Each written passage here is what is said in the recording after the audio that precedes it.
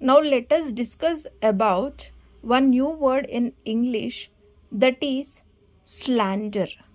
Repeat after me. Slander, slander, slander.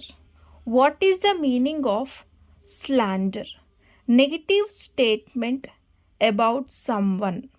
Negative statement about someone means తెలుగులో నిందలు వేయడం అని అంటాం. నింద వేయడాన్ని we call it as a slander. Slander. So will see some sentences with slander. How to use this word will see. Why did you slander her? So తన మీద ఎందుకు నెగిటివ్ స్టేట్మెంట్ పాస్ చేశావు, తన మీద ఎందుకు నింద వేశావు అని అర్థం.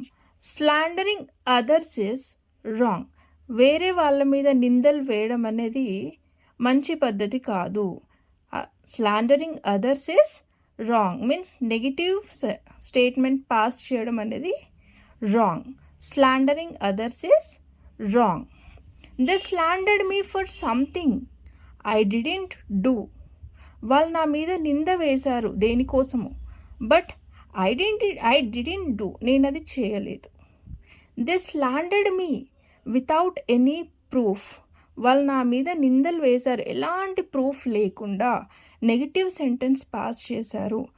So that was wrong. They slandered me without any proof. Slandering to any one is a bad habit. వేరే వాళ్ళ మీద నిందలు వేయడం బ్యాడ్ హ్యాబిట్. అంటే నెగిటివ్గా చెప్పడం వేరే వాళ్ళ మీద అనేది it's a bad habit. Slandering to any one is a bad habit.